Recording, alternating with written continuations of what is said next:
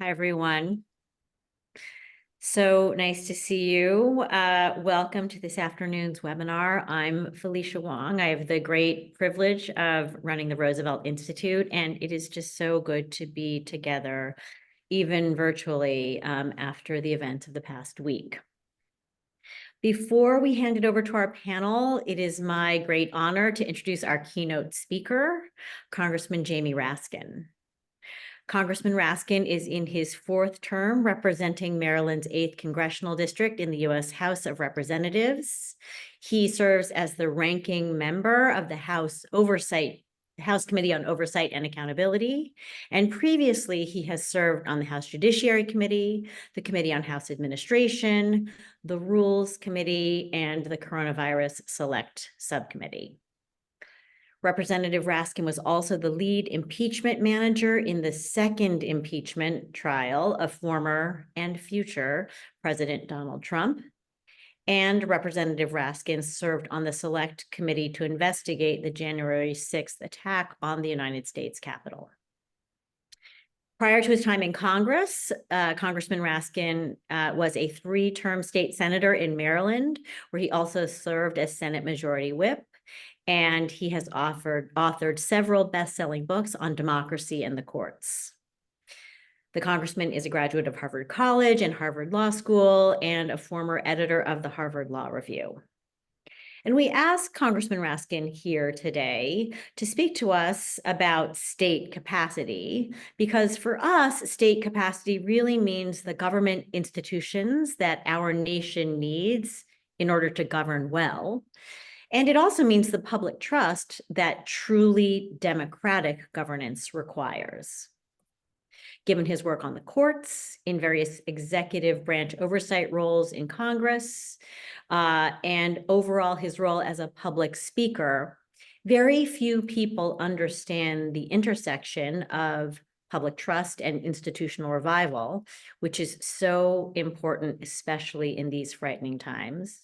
Few people understand this intersection better than Jamie Raskin. So Congressman, with that, I'm going to turn the virtual floor over to you. Thank you so much for being with us today.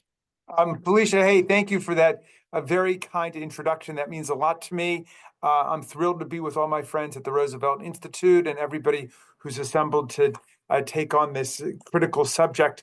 I wanted really only to contribute one major idea, Felicia, to what you guys are talking about, and it's a rather elementary. Congressman, sorry, Congressman. I think you might have to turn on your camera. Is that true? Is that accurate? Can other people see you?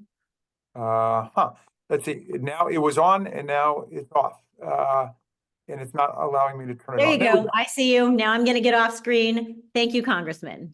Great. Look, so what I wanted to do is kind of establish what I see as the constitutional structure and foundation for all of the questions we're about to enter into with what people are characterizing as the assault on the administrative state, on federal agencies, federal commissions, federal boards, and so on.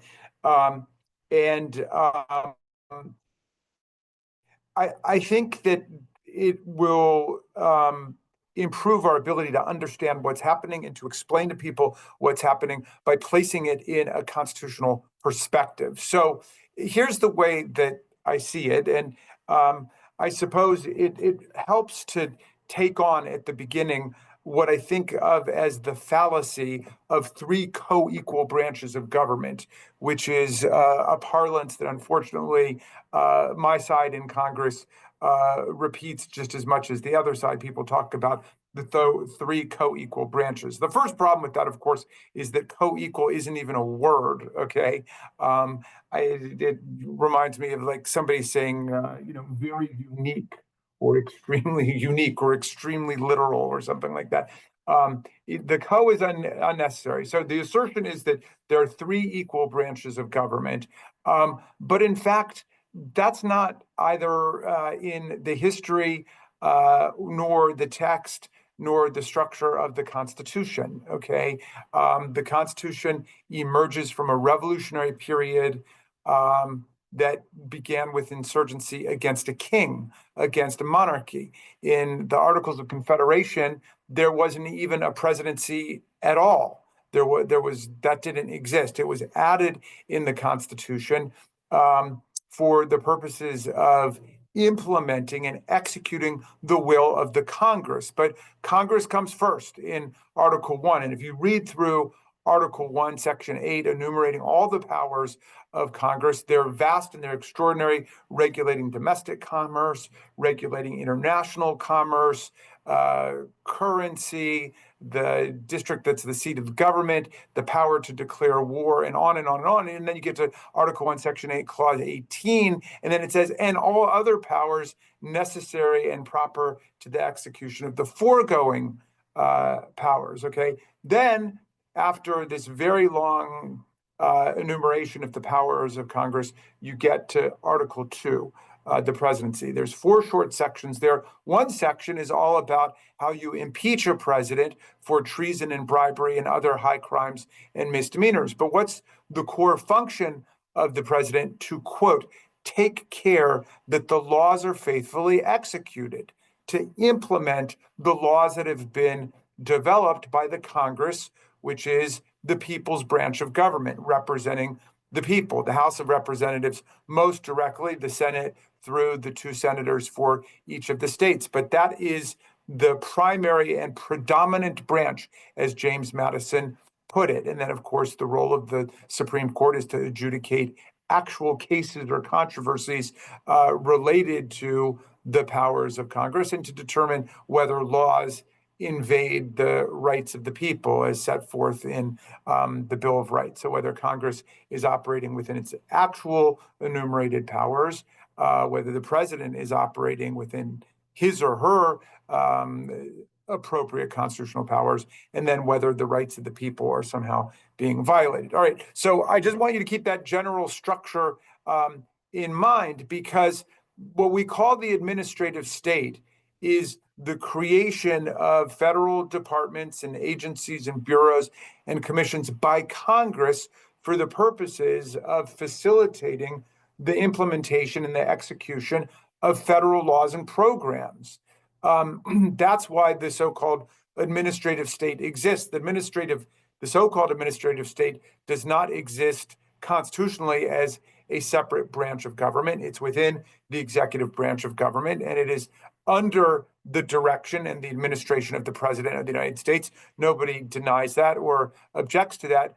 On the other hand, and I think this is the crucial point for the period we're moving into, the President of the United States must take care that the laws are faithfully executed. That is, the actual laws, meaning also the programs, the initiatives adopted by Congress, are faithfully, that is, with due fidelity to the congressional will and meaning in plain text of the statutes, executed, implemented, okay? There is this alternative idea that has risen up, which is that the president is an independent political actor who can, as Donald Trump said during the first administration, do whatever I want. Article 2 gives me the power to do whatever I want. That is not the constitutional design. That is not the original meaning of our Constitution. That is not a faithful reading of how the branches are supposed to work together.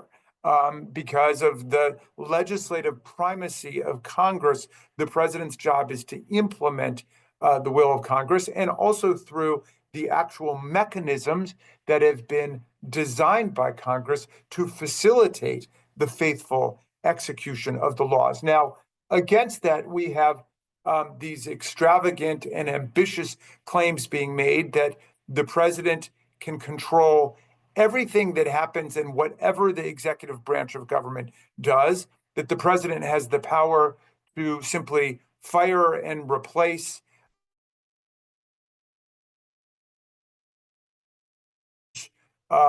at will people who are on different federal boards, the Securities and Exchange Commission, the Federal Election Commission, the Nuclear Regulatory Commission. Those people can just be fired without regard to Supreme Court case law, which has allowed Congress to design them in a particular way to maintain the independence and the fidelity of the executive branch to congressional lawmaking, congressional statute making. So, this is essential to rule by the people through our representatives as decided in Congress and through the statutory regime, which has grown up over the period now today, over decades, through the New Deal and the Great Society and the creation of the Environmental Protection Agency and NOAA and NIH and all of the various commissions and departments. No, those people do not simply work as political subordinates to the president for whatever purposes the president sets forward. So I'm eager to hear, what other people have to say about implementing the meaning of this general conceptual design, or to hear other people's interpretations of how the Constitution operates. But for us, I think it's going to be very important to say, this administration has been elected, the president's been elected by the people in order to initiate laws that the president thinks thinks may be important, and to suggest other kinds of legislative and policy reform changes and so on. But right now, there's a whole rule of law that's in place, and the president's job is to take care that the laws are faithfully executed, not thwarted, not defeated. This is true also with respect to congressional funding. And this means that funds may not simply be impounded and redeployed from one statutorily authorized and specified purpose to a different one just under the unilateral initiative and preference of the President of the United States. So look, there are lots of other structures in the Constitution that have been put in place in order to guarantee the rule of law and the effectiveness of government and the public apparatus. I think that the existence of federalism and state powers is obviously very much part of that. So much of government, education comes to mind immediately, is located at the state and local level and is within the discharge and the energy of local and state powers under our federal constitution and under state constitutional designs as well. And that is crucial to public efficiency and the ability for the people's representatives to effectively address the problems and meet the challenges of our communities. So I think defending the actual constitutional edifice and this structure is going to be very important, as well as defending the rights and the freedoms of the people, because if the people do not meaningfully have the right to express themselves through the freedom of speech, the right of petition, the right to assemble, if the people are not able to maintain accountability in the government as watchdogs through the press, and today the boundary between the press and the people is pretty fluid because of the internet, and so every citizen is effectively a potential part of the press. If we don't protect these mechanisms, then the people are not going to be able to have the information that we need in order to govern effectively and to inform our representatives at the federal level, as well as the state and local level, as to what we want. And so you can see very clearly there how the rights and freedoms guaranteed by the Constitution that are sometimes set apart and articulated as something completely different from the structural provisions of the Constitution are in fact integral to the effectiveness of government and the idea that the government must in fact be accountable and responsive to the people through the constitutional system as we've got it. So I'll leave you only with the words of the great Tom Paine, who arrived in America in 1774, 2 years before the American Revolution. He fell in love with this land. He said, if America lives up to its values and its principles, it will become an asylum to humanity, he said. Not an insane asylum, but a place of refuge for people seeking freedom from religious and political and bureaucratic and monarchical and theocratic oppression all over the world. He said we would become an asylum to humanity. And then he wrote Common Sense, which of course became the organizing principle of the American Revolution. The idea that, yeah, we have five senses and we have a sixth sense, common sense, the sense we have when we're willing to reason and speak together in order to solve our problems together without a dogma and superstition and what we would call today propaganda and disinformation. Common sense. And then that was a tough year in 1776. Of course, half of the people were running around saying, you can't get rid of kings and queens and monarchs. That's just the fate of humanity. Most people had lived then, and even today, most people have lived under people like Vladimir Putin and Viktor Orban and Kim Jong-un and so on. That's been the fate of humanity. But the other half of the people are saying, no, let's actually give this Enlightenment Constitution a try. Let's see if we can work it out. Let's see if we can have the consent of the governed be the principle of government, as Jefferson put it in the Declaration of Independence, in service of life, liberty, the pursuit of happiness, unalienable rights that inherit us by virtue of being human and by virtue of all of us, all men, and we would say today, of course, all men and women being created equal. But anyway, it was a tough time. I recommend highly this great book I'm reading right now by the historian H.W. Brands called The First Civil War, about how there was always this monarchical, authoritarian, royalist impulse in half of the population, and the other half of the population seeking to live by the principles of democratic freedom. And anyway, Paine wrote this pamphlet to give people hope during that cold winter in that tough year, 1776. And so I'm going to just quote a teeny passage for you. I'm going to update the language pursuant to instructions from my friend Nancy Pelosi, who said Tom Paine was a feminist. And that he was fighting for women's voting rights back in the 18th century, like he was an abolitionist. But he said, these are the times that try men and women's souls. The summer soldier and the sunshine patriot will shrink at this moment from the service of their cause and their country. But everyone that stands with us now will win the love and the favor and the affection of every man and every woman for all time. Tyranny, like hell, is not easily conquered, but we have this saving consolation. The more difficult the struggle, the more glorious in the end will be our victory. So I'll leave you with Tom Paine. Thank you so much for organizing this, and I hope to be able to stay and check it out for as long as possible. Thank you so much, Congressman. You had me at Common Sense and you had me at impoundment. With that, I'm going to turn it over to my colleague, Suzanne Kahn, who runs our think tank. She will be moderating today's panel on the importance of state capacity. Suzanne. Hi, everybody. Thank you, Congressman Raskin, and thank you, Felicia. And again, welcome, everyone. I'm really pleased to be introducing our panelists today. For the sake of time, I'm going to give you very brief introductions to each of them that will not do justice to their very impressive biographies, but here we go. So first up, Subil Rahman is a professor of law at Cornell Law School. From 2021 to 2023, he served as senior counselor and associate administrator in the Biden administration's Office of Information and Regulatory Affairs, in the Office of Management and Budget.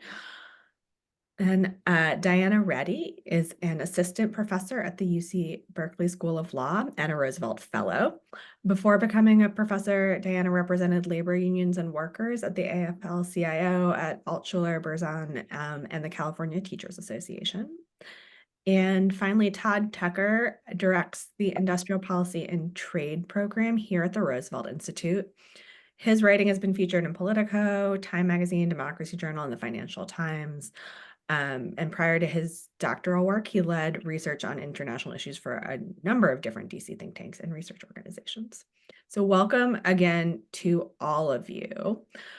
As just a little bit of context for our audience, all three of our panelists have been working with Roosevelt over the last year on retrospective reports about how specific federal agencies deployed new tools and approaches over the last 4 years.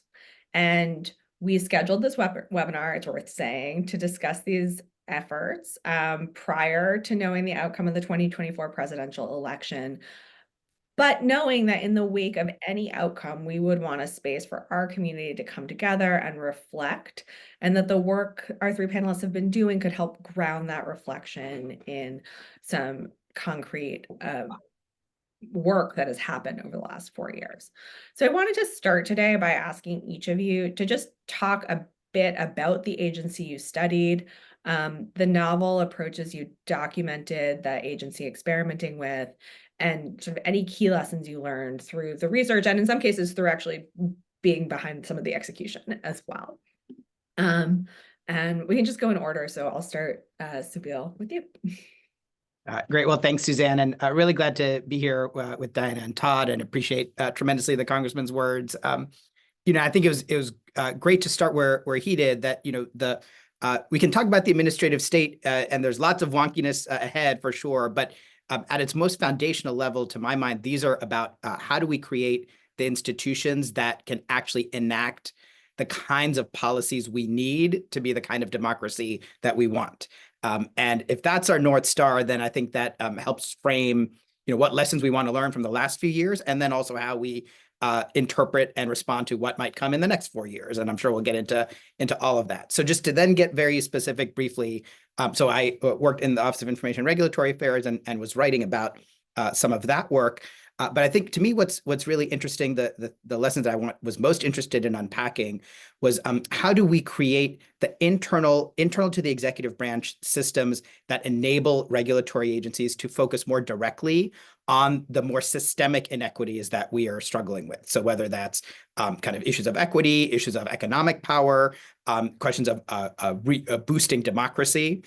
And the kinds of things that I was drawn to writing about was attempts, for example, under the equity executive order or the competition executive order, which used some of the tools that the Office of Management and Budget has to help agencies design policies differently. So design policies that took systemic issues of economic power and corporate concentration seriously, or took systemic patterns of underrepresentation, the way in which different communities are geographically or demographically vulnerable and overlooked systemically by policy, to take that seriously in the design of what regulations are prioritized, and then how the regulations are then sort of designed and implemented. And so that's one of the big lessons, I think, in terms of how we manage the executive branch to spotlight some of these issues that often can get lost between the cracks of different agencies and different sort of policy initiatives.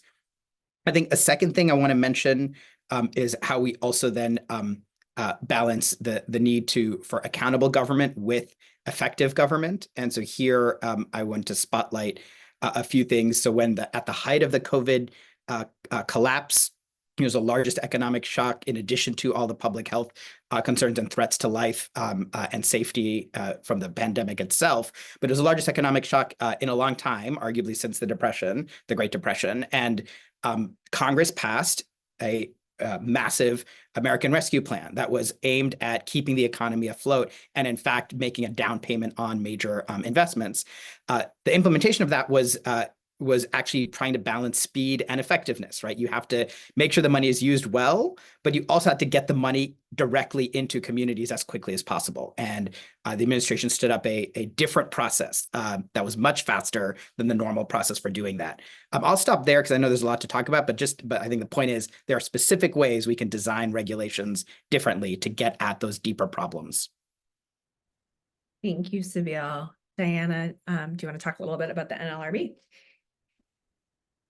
Absolutely. Hi, everyone. I'm so thrilled to be here. FYI, our internet went out this morning, and so I am speaking on my phone, which is propped up on an old box. So forgive me if there are technical difficulties. But yes, I am. This is such a great space to be in, given the problems in the world and the commitment of the folks here to thinking about really practically about how to address them. So I studied the National Labor Relations Board. If you haven't heard of it, you wouldn't be the only one. It is an independent agency created in 1935 to help enforce the National Labor Relations Act. So it is charged with the interpretation and enforcement of the leading federal statute that provides for collective worker power. The NLRB is a bit of an odd duck compared to other administrative agencies. It has had many problems over the years, but they've often been the opposite problems that other agencies were dealing with. In the 1940s, the board was prohibited from hiring economists, and so when kind of expertise became the raison d'etre of the administrative state, the board has always struggled to engage with that and has instead really relied much more on kind of policy arguments and more lawyerly adjudications of the intent of federal policy. Along those same lines, the NLRB has favored adjudication as its primary way of making labor policy as opposed to rulemaking. And it's also, because of its role as an independent agency, it was intended to be quite independent of kind of other mechanisms of the state, but as a result, it's often been isolated and struggled to coordinate with the Department of Labor, as one prime example. So quickly, the main takeaway from my report is that for decades we have been told, I have told people, I have told my students that American labor law, that is the statute itself, the National Labor Relations Act, is fundamentally broken. The story has been that it was ossified, that it was enacted with an industrial economy in mind, and that its provisions no longer made sense given a more, information financial service-based economy in which folks transitioned from jobs more frequently. And in which there was, greater international competition. This has been the story for so long. I don't remember not hearing it. But over the past 4 years, under President Biden, what's been so interesting about the NLRB is that it has, through its policymaking authority, which Congress clearly authorized it to engage it when it enacted federal labor law, it has addressed some of the primary limitations of the statute that we had all treated as kind of fundamental, statutory impediments to effective labor policy.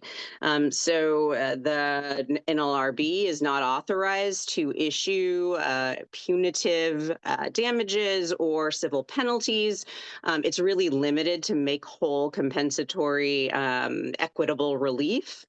And because of that, the story had long been that the NLRB simply couldn't address the increasing reality of employer opposition to unionization campaigns and employer coercion when workers tried to exercise their right to unionize. And the NLRB in 2 years ago, in 2023, said, well, we can't penalize, we can't fine employers for violating the law, but we do have a mechanism for enforcing the law and providing better incentives for everyone to adhere to the law. And that's saying that if an employer engages in an unfair labor practice in the run up to an election, and we think it means there cannot be a fair election, but more than that, if we think it got in the way of employees exercising their right to choose whether they want a union, we are going to issue a bargaining order, which means the employer is going to be required to bargain with the union anyway. And I think the brilliance of that policy was that it reverted to some earlier decades rules used by the board, which said, let's just focus on getting it right the first time. Let's make sure there's no incentive for an employer to draw out a campaign through engaging in ULPs.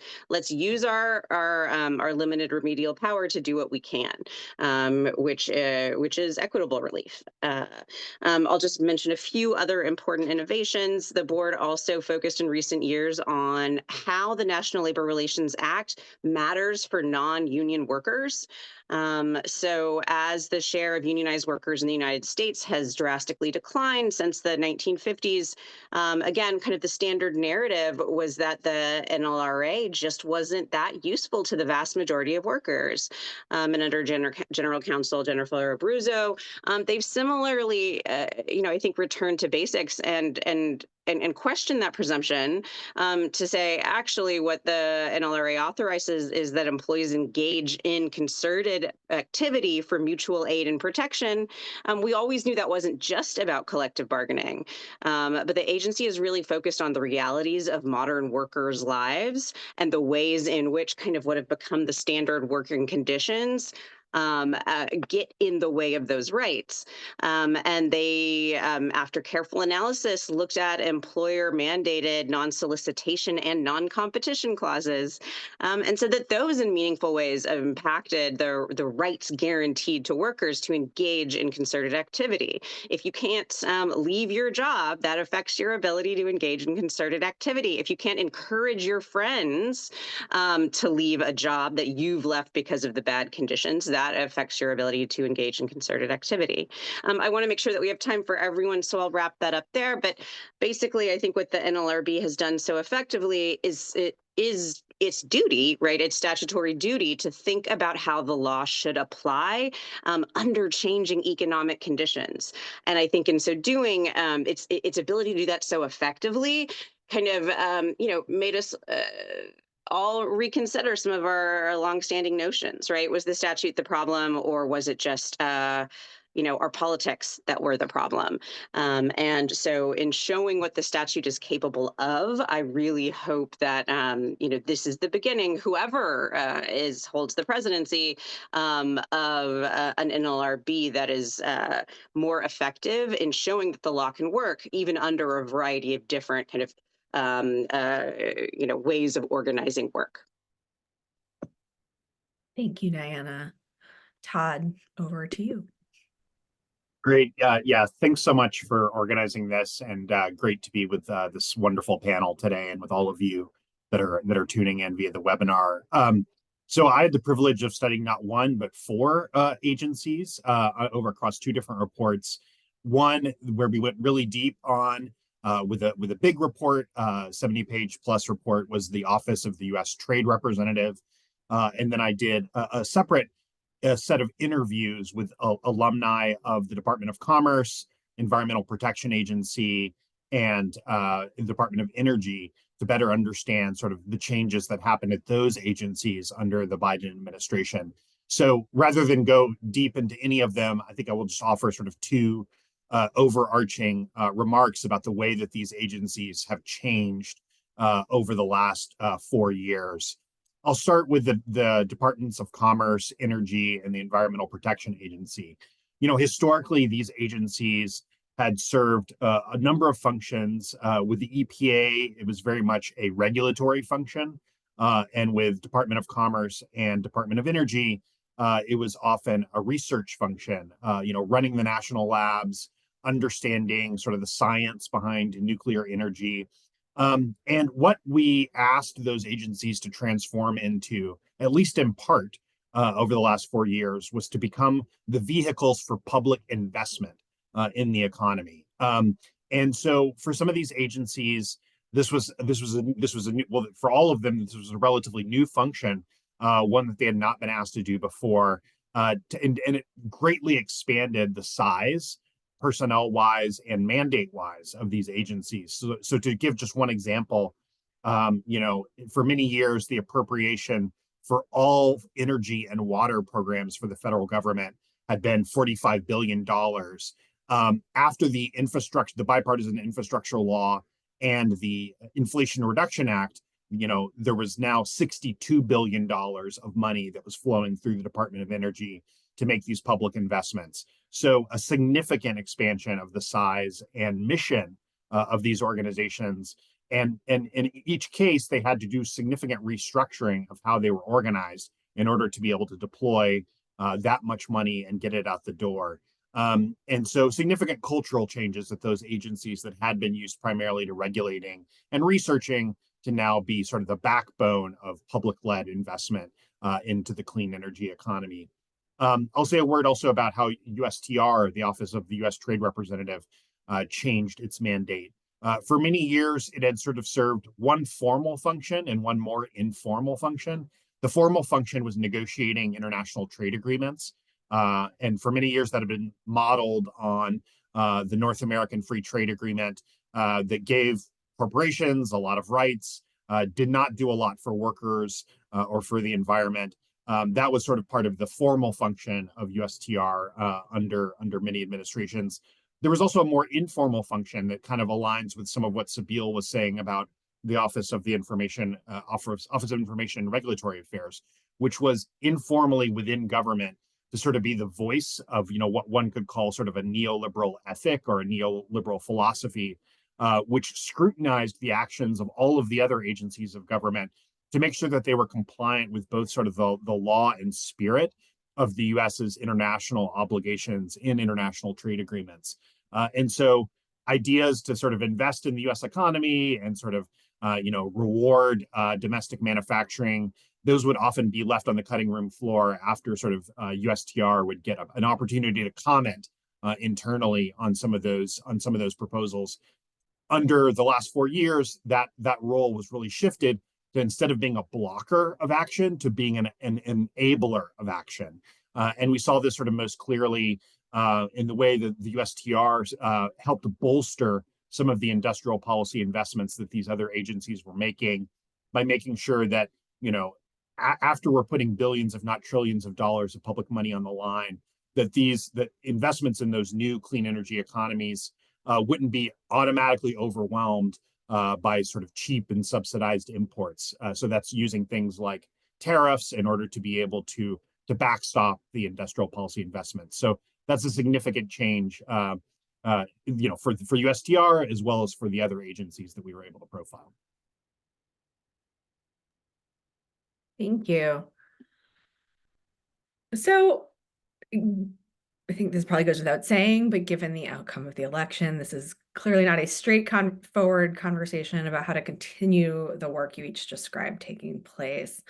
One thing I have found helpful to think about over the last week, I guess, is something, Sabeel, you wrote about in a paper earlier this year for us, which is about urging progressives really to think about the state capacity not as a unitary thing, but as something that is multifaceted, and there are parts we want to build up and there are parts we want to scale down.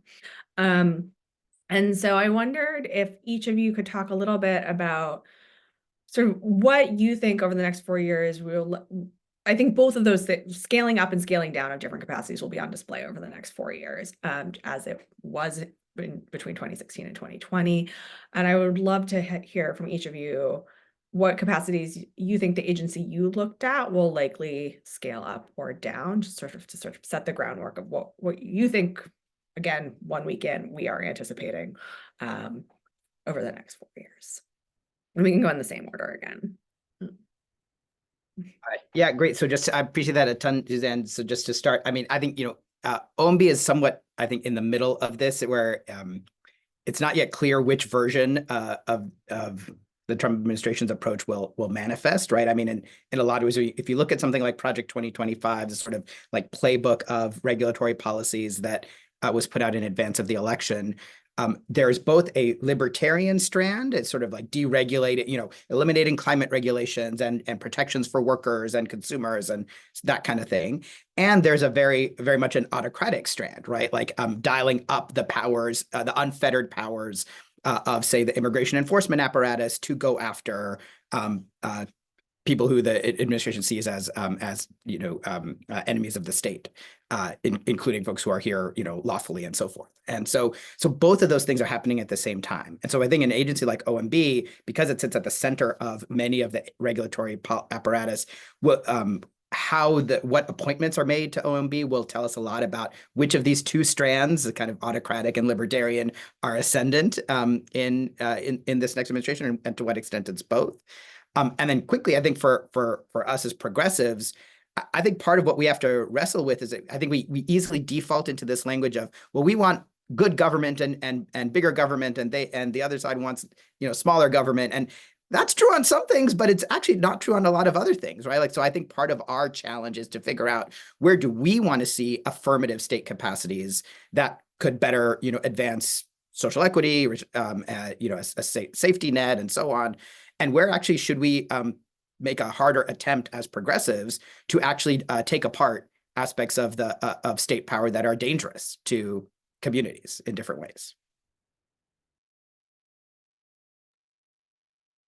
Thank you. Diana. Yeah, it's a wonderful question. I too, have my copy of Project 2025 here that I am, making my way through, trying to understand the vision that the Trump administration may have for the Department of Labor and related issues, according to Chapter 18. If you think about what the current board has done so well, it's about kind of increasing or not just even increasing, but I think recognizing existing state capacity to address some of the primary problems that have plagued labor law in a kind of, again, in this modern economy.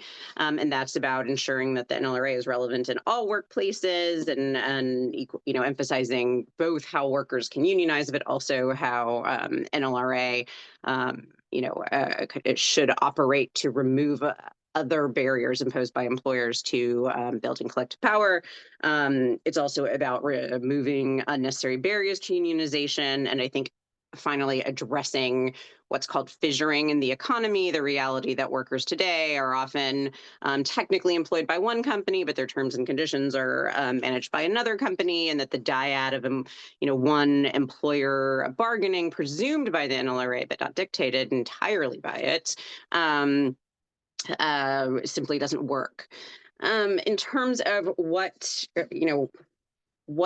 a Trump administration might keep and what it might remove, I think to echo kind of Sabil's insightful reading, in this document really does provide an insight to the kind of changing politics and the internal divisions about what contemporary conservatism should mean. There's plenty in here that looks kind of like your standard neoliberal era.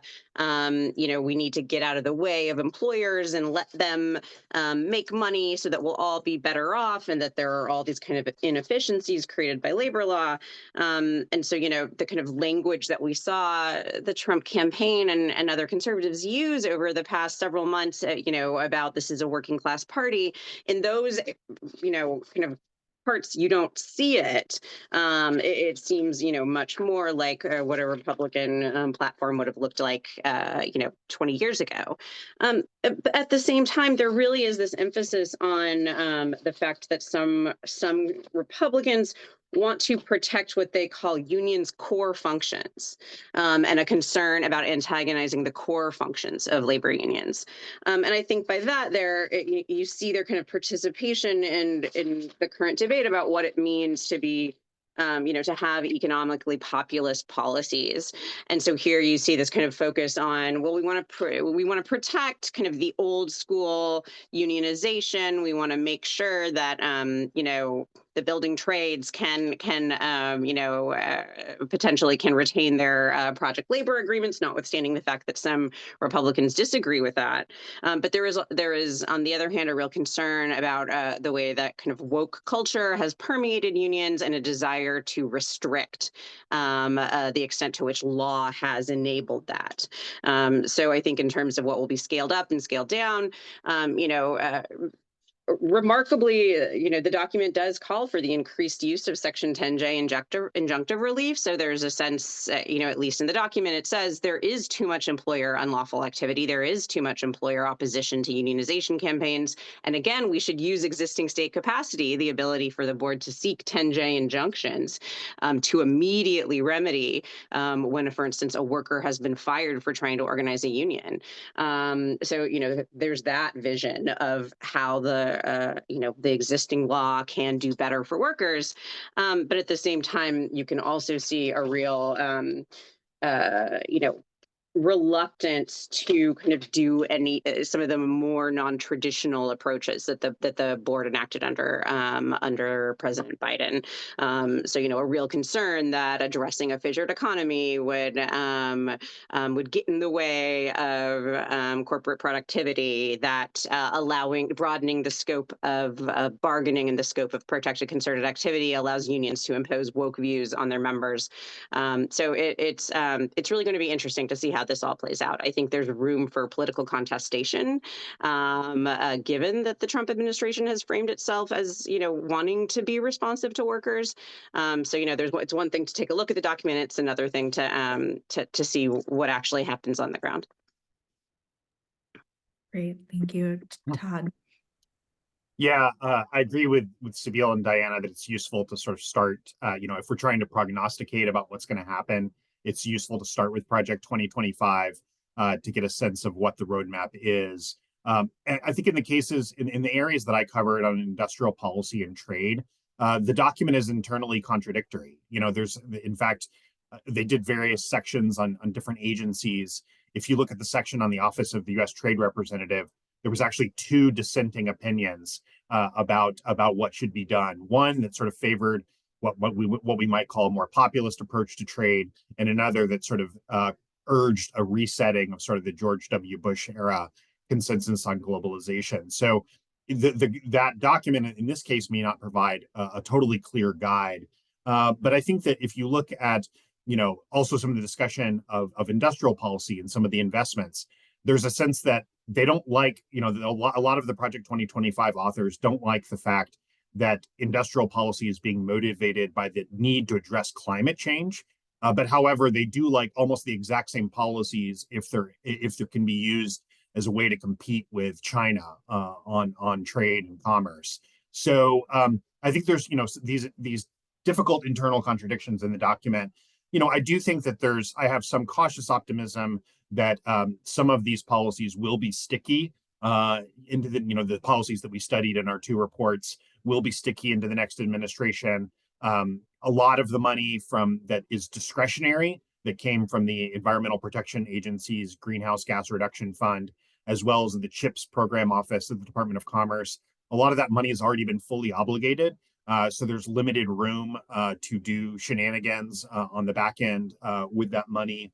And then if you look at sort of the Inflation Reduction Act dollars that are going into clean energy manufacturing across the country, a lot of this is going into red states and red districts. And so we've seen, even though there was not a single Republican vote for the Inflation Reduction Act, there's now, at least a dozen, if not more, members of the Republican caucus in the House that oppose any kind of repeal of those subsidies because they see sort of the jobs and economic development benefits that are coming with them. So I think that this will be a contested area, but I do think that some of this progress could be locked in, which is, obviously hugely beneficial.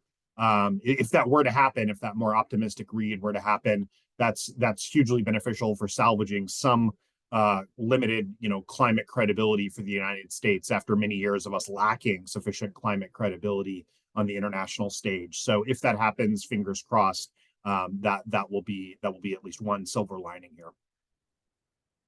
Thank you all. Given time, I think I'm going to combine some of my questions into one wrap-up question, and I think we won't have time for audience Q&A, but hopefully my final question will also reflect some of the questions we are getting. And I think all of your reports, as well as many of these questions, get to sort of the ways in which outside action, whether it is research or organizing, influence what the administrative state does and either sets up the conditions for new rulemaking, new approaches, or does not. And I would guess you each can choose how you want to answer this, but would love to end on, I don't know if it's a hopeful note, but a note of, what do we do going forward, whether that is through the lens of organizing or through research? Like, how are you thinking about what needs to happen? And again, I know it's only been a week, over the next 4 years to either set up ourselves up to challenge some of the things we might think should not happen over the next 4 years, or to, and I think, some of these are long-term research questions, sort of like set ourselves up the next time there is an opportunity to be able to bring these new approaches back really quickly, to be able to bring new approaches that push us even further in a more progressive direction. So I guess this is the what do we do next question, but I'm taking some inspiration from the fact that I think all 3 of these reports really show how the work that was done between 2016 and 2020 really set up the Biden administration to do some of the more creative uses of power and progressive uses of power that we saw over the last 4 years. Any of you can start, or we can just go in order. Seville, you want to Great. take? Yeah. So I know time is tight. So I think there are really three things in terms of these next few years. I mean, one is, and a number of the questions alluded to this. I mean, I do think there's a lot of people will get hurt, right? And as funding dries up or as policies shift, like these policies are there for a reason to protect people. And so there is a level of defense and, how do we mitigate harms and protect communities that are impacted, for sure. But then I think a second piece related to that is so much of what the administrative state does is hidden from views, often by design, and sometimes also just by kind of like institutional inertia. And so a lot of people don't realize what kinds of civil servants are needed, to do this incredible work to keep, lead out of water and to keep, workplaces safe and so on. So I think so the second objective, I think, is actually using this as a moment to help make a broader argument for why we need the administrative state in these ways. And then the third thing is to actually think blue sky. Like I would encourage all of us, especially those who are policy wonks, to not think in terms of the inherited legal institutions, but actually think if we really wanted the kind of democracy we want to live in, what administrative regime should we create? Because I would argue, to the congressman's point, like we should be demanding Congress actually legislate more expansive approaches to do the things that we need executive agencies to do going forward. And so I think it's a little bit of an invitation to think bigger. Thank you. It's a fantastic question. A lot of my research has focused on the importance of both kind of economic rationales of and policy justifications for what unions do and political justifications, and that over history we've had trouble kind of developing both simultaneously. It feels like right now is a really important time to think about what is it that worker power actually contributes to our economy? Why is it good for us as an economy? Under Biden, the U.S. Treasury released this, kind of really remarkable report talking about how unions are good for the economy and, returning to some extent the kind of Keynesian understanding of unions that helped make the enactment of labor law possible. But as I mentioned before, the NLRB can't hire economists. So I think there's a really important role for research in trying to understand what does it mean to build worker power in this economy? How can we figure out the impact of restricting labor power on economic outcomes that we care about, not just, the stock market, but on things of, how secure people feel, their ability to, their ability to kind of make choices to live the kinds of lives they want. Every time there's a major strike, no matter, how much public support there is for unions, there will be the numerous articles emphasizing the incredibly harmful economic impact of a strike. But as I've talked about, if we think unions are potentially good for the economy, then maybe strikes are also good for the economy. And where are the folks out there who are studying that and measuring that and giving us metrics for understanding why, notwithstanding kind of some short-term losses, we think of strikes, the role that strikes can play in promoting economics policies and outcomes that we care about. In terms of political justifications,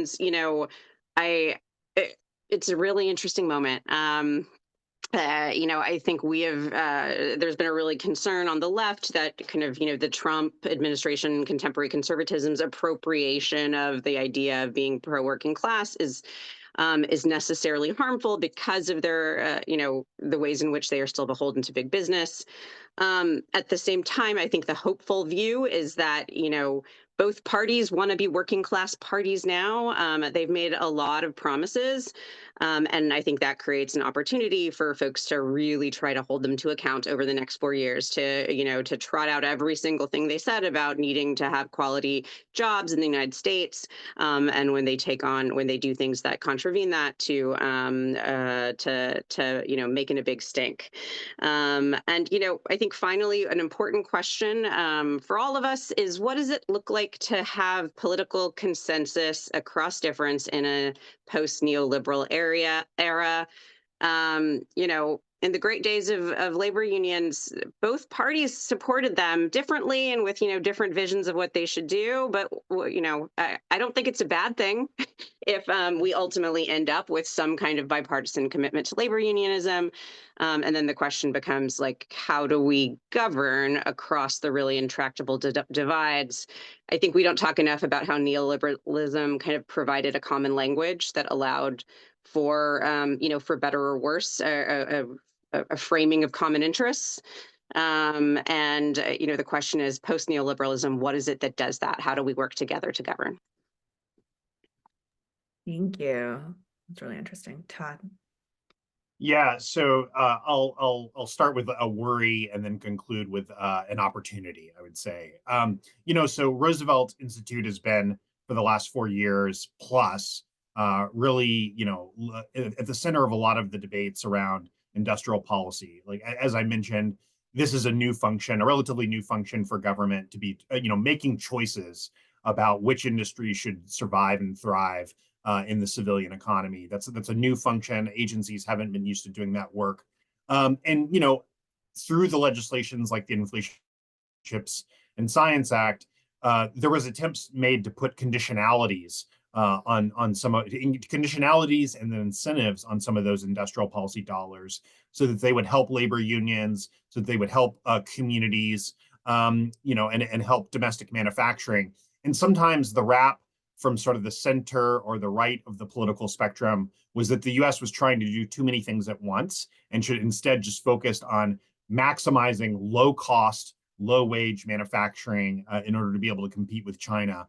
And so this is my worry. My worry is that for the next few years, we might have a real-time test of what it looks like to be putting a lot of public dollars into the economy without aggressive use of conditionalities.